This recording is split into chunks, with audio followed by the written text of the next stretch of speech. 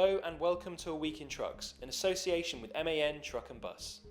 A convicted drug smuggler has had an appeal against a Deputy Traffic Commissioner's refusal to grant him an O licence dismissed.